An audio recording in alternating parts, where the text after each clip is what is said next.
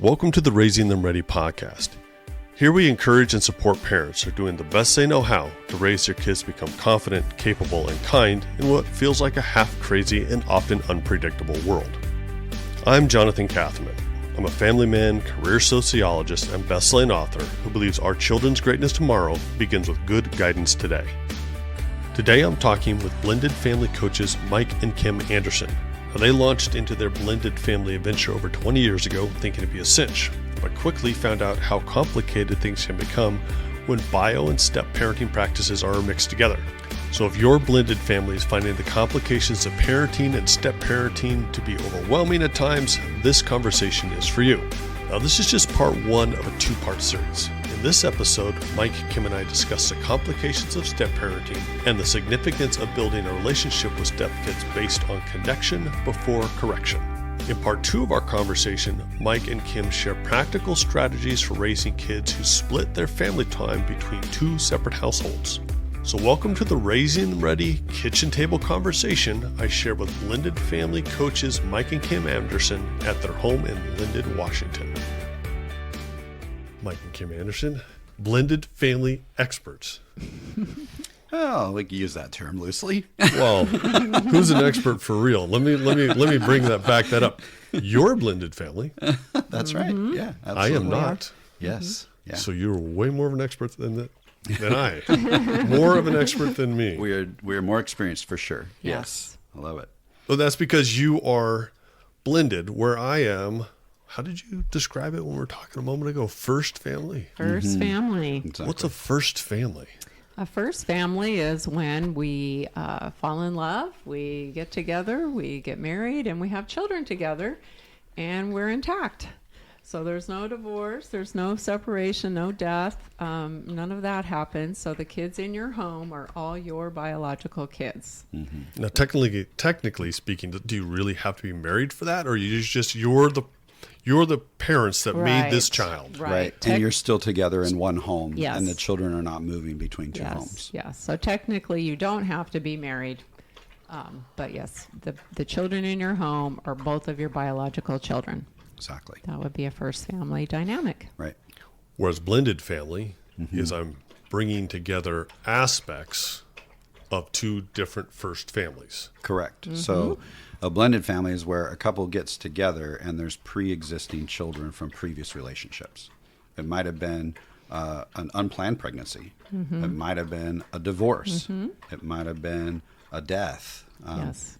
Is he going to... Background noise, it's a dog at my feet licking at his bowl, which is great because that means about we're that. in someone's living room, Mike and Kim's living room. That's right. This Yeah. is how it's supposed to be. Sorry about that.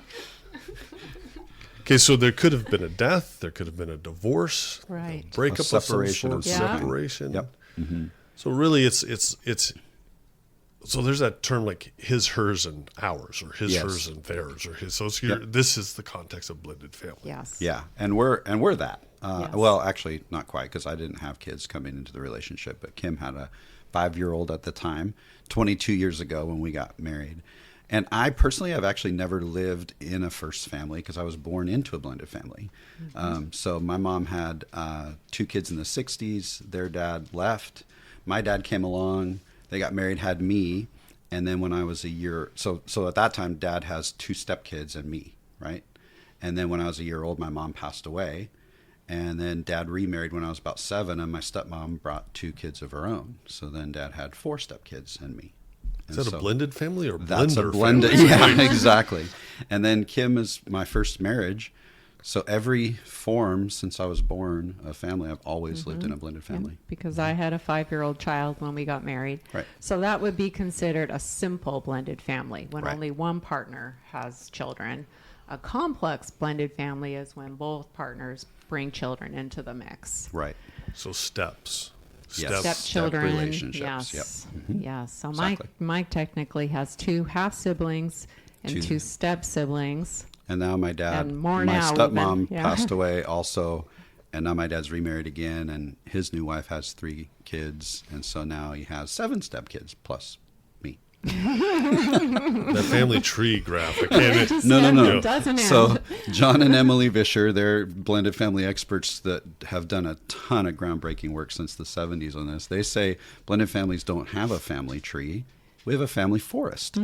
Family forest. I was going to say an orchard, and a forest I would go with. Yep. Exactly. My goodness. Okay, so if we're going to see the forest from the trees, Okay. trees Yep. from the forest here, and we're thinking blended families and raising our kids ready. I can only imagine from my own experience working with blended families that sometimes the kids, as we're raising them, are looking for which parent is going to be their advocate on their side or get what they want from them, or who's the authoritarian, who's authoritative, who is the indulgent parent, who's the indifferent parent. They start kind of figuring out in the home which parent is their parent. Does it have to be the one that birthed them or brought them in the world, or is it the one that's on their side? Well, I would actually back you up on that question a little bit, Jonathan, and say, are you only talking about the parent and step parent in this one home, or are you also talking about the other parent that they're over in the other home A lot with of every times. other weekend or on every other week or whatever that looks like? So which one are you talking about? Which one is I mean, you say that, and I know it's a loaded question because it's probably both. Right. Yeah, down the street's the other parent, or Yeah. across town, or in a different town, or a different state. Yeah. There's got to be that dynamic that plays Yeah. into this blended Yeah. family as well. Yeah. So if we just keep it in the home, the bio parent is their parent. And that's something that we make a lot of mistakes around when we're heading into blended family life. You know, single parent years are tough. I haven't had to experience it, but you have, yeah. honey. And when you and I were headed toward the aisle, like what were a couple of things, if you thought about parenting, what were a couple of things that you were excited about that you now look back on and go, oh yeah, that was never going to happen? Well, I mean, single parenting is exhausting. You know, you get fatigued, you get tired. It's all on you during that time when you have your child. I was doing, 50-50 visitation with my ex. So my daughter was with me 50% of the time. And boy, that I was worn out. So I was excited to have a partner to come on board and kind of help with the tough stuff of parenting, which, I mean, Oh, good. Mike can just parent this kid for a while, right? I can get a little support, right? he'll whip her into shape. Yeah, how'd that play out for us? Not well at all. I wasn't even there, but I could just hear, "You're not my dad." Exactly. Or you're not my mom. Yeah. Exactly. Yeah, and what we eventually learned is that a step parent who comes into the home expecting to discipline or correct a stepchild, which it feels like I should be able to. I'm the adult here. I'm the new person in their life. That actually sabotages that relationship with the stepchild, because kids don't want another adult telling them what to do. They already have two parents. Okay, so they don't have two parents, but they're in different homes. But in this home, there are also two adults. Yeah. Yes. One of them is the bio or biological parents. Yep. Where's the line that the other parent, the other adult, has parenting privileges? Where does that pick up? Because I can't see that a kid can say, "You're not my dad, so you don't get a say. You're not my mom. I don't have to listen to you." That wouldn't work. I don't see how that would work. Jonathan, have you ever had a coach or a teacher that you really trusted that asked you to do hard stuff, and because you trusted them and you had a positive relationship with them, you were willing to go through the pain of doing whatever that hard thing was? They're the best coaches and the best teachers. Right. Yeah. What about those teachers and coaches that come in and demand authority and say, you will do this the way I tell you to do it? What's your response? Transfer classes. Yeah. I'm getting the heck out of here, right? Yeah. It's the same principle for a step parent. We actually don't have parenting privileges in the beginning. The rule of thumb is connection before correction. You have to build that trusting relationship with a child before you can step into that role. And that's hard for a step parent. Absolutely. Connection before correction. Yeah. That's right. But What- along it's complicated because alongside that, the bio parent needs to be doing correcting and disciplining. It can't just be a free-for-all. Yeah. So one thing I talk about is how discipline is not just a correction. Discipline is also a practice. So if I'm self-disciplined, I don't have to be disciplined by somebody Right. else. You're So what of the step parent when it comes to guidance? Not correction, but guidance. Is there a place Yeah. for that? When is that okay? So if it's how did you say it, Mike? Correction or Connection before correction. Yeah, so you're building that connected relationship. You're building trust like a coach or a mentor would do before they ask you to do hard things. But a step parent can still be a great influence. And there's a difference between influence And authority. and authority. Yeah, so that's what we like to encourage step parents to just kind of wait in the wings and wait for opportunities where the child lets you into their world and you can step into whatever they're interested in or what they might be struggling with and come alongside them instead of being in a place of authority. Yeah. What about when the adult partner says, "Look, I need you to back me up on this," yet you don't have that connection? Which partner? Are you talking about the step parent or the bio parent? Let's start with the bio parent. If the bio parent says to the step parent, "I need you to back me up on this," yet the step parent doesn't have that connection before correction, how do you do that? Yeah. The backing up is absolutely, I'm going to be Kim's cheerleader. I'm as stepdad early on in the beginning. I'm going to be Kim's cheerleader. I'm going to be someone who can support her. I'm going to be someone she'll collaborate with behind closed doors when she's trying to figure out, how do I respond to what's going on with my child right now? But when it comes to the delivery to the child, especially in the early years, and maybe in a little bit in the conversation, we'll talk about, well, what happens over time? Is the step parent just stuck out on an island and never gets to say anything? No, that's not what we're saying. Not at all. But in those early years, it's so tempting because we come in excited. Like, I so loved Annika early before we ever were walking down the aisle. I wanted to be involved in her life. I wanted to be someone that could build that trust and whatnot.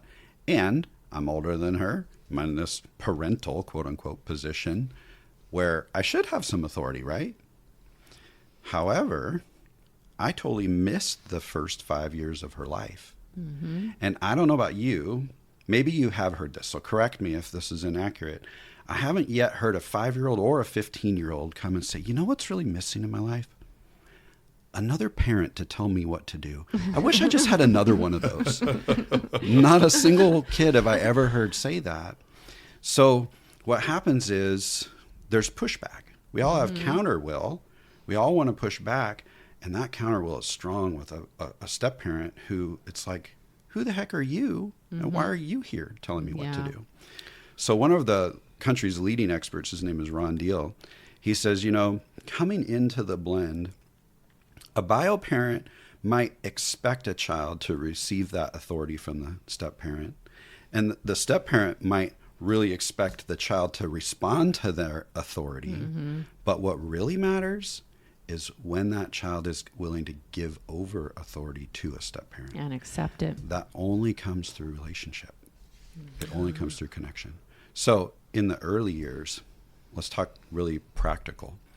In the early years, we took this one really seriously. For probably the first year and a half, 2 years, would you say? I would say. And we just said, hey, to make this really simple, whenever correction needs to occur, it's gonna come from Kim. Because she's the bio She's the parent. bio She's the parent. bio I parent. already have authority with my child. But let's supercharge that. And any time that we have the opportunity to give good news to Annika, I'm going to give it as the step parent. So, hey, this summer we're going to Disneyland on family vacation. And Kim's there and she's, I'm rah-rah with it, celebrating. but I get to deliver the good news. Or, hey, guess what, Annika? We're going to your favorite restaurant for dinner tonight, right? The big things and the small things. We purposely put me in a position to deliver good news because that's the kid's sweet spot. And how do we build connection better than a sweet spot? That is from an outsider's like, that sounds like thin ice because now we've got super parent the one that's always delivering the good news, celebrity stepdad, and my grumpy mom, who's always delivering the bad news. But what I'm hearing you say actually is you have a point parent. Yeah. The point parent's the bio. Yeah. And then you have a partnership as parents, Yes. a blended family as the adults. And probably depending on the kid, how do we strategically build trust and build that relationship so that there's a point where there's no longer celebrity parent and grumpy parent. Yeah. And just so the blended family at some point blends in its Yeah. parenting. Yeah. Yeah. And keep in mind, it was a guideline, not a hard and fast rule. Did Kim ever deliver good news? Absolutely, Yes. she did. But we tried to make it a point for the majority of the time for me to get to do that. Did I ever deliver discipline? On one thing. And we had a challenge early on with Annika being respectful toward her mom in the way that she spoke to her. And that was the one time that I would step in and say, wait, time out. This is my wife, and nobody's going to talk to my wife this way, not even you. And so we had to reconcile that. So again, it's a guideline, not necessarily a hard, fast rule.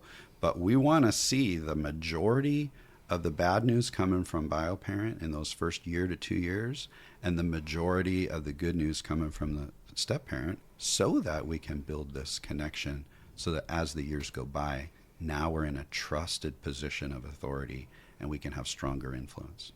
Because what the message that the step parent needs to continually be sending in order to build that trusted relationship is, I'm on your side, I'm for you, and I'm here when you're ready. So we don't want to force, the step parent doesn't want to force their way in. They kind of want to wait and let the child set the pace, but they want to continually send that message that, hey, I'm on your side. I want good things for you. So delivering positive news like we did with in our family, let that child know, oh, this new person in my life who I barely know, a lot of times that happens. The child doesn't really know this new person. They're for me. They're on my side. How much does age play into this? Oh, huge. Yeah, So it's like big. if you're a teenager, I can see if you've got teen kids in the home, I can see that this strategy would work much different than if you have a 2-year-old, 5-year-old, Yeah. 7-year-old. Yeah. Yeah. But we've seen, we're coaching a couple right now who, when they got together, the kids were young. They were like, I think they were 3 and 8. And they were his kids. And she went into discipline mode and she corrected these kids and was kind of a little bit heavy-handed with the kids. And they were young, so they kind of accepted it and went along with it. Well, now they're 7 years into their blend and these kids have completely shut her out. Yeah. And it's causing all kinds of chaos in the home. So yeah, a 3-year-old might go along with it because they're younger and they're kind of like, oh, okay. But if it continues and if it becomes a negative thing in the kids' lives and in the home, it's going to backfire eventually. It really is not. You want to build that connection and that trust first, and then test the waters. Maybe you've been around for a year or two, and you kind of start making small corrections on a really small scale and see how the child responds to that. And if the child says, oh, okay, I'll pick up my toys and put them away, or I'll put my dish in the dishwasher, and is responsive, great. That lets you know that they're starting to set a new pace. The goal is for the step parent to gain authority over time. Yeah. We don't want to just shut the step parent out of that role, but we've got to be very strategic in how we do it, because we want that trust and that connected relationship to be there. That's got to be the foundation. We have this saying that says, parenting never goes as planned, but no one should parent without a plan. That's good. I like that. And I'm writing that down, Jonathan. We have this new saying. Sure. Yeah. We have this new saying also. So when we work on these plans, like I've heard you say, we need to be strategic, and I can hear many families out there thinking, family's not strategic. This isn't a business. It's not like we're trying to take over the neighborhood, and hold a monopoly on the best kids in the. Well, actually, many families want the best kid in the neighborhood. Right.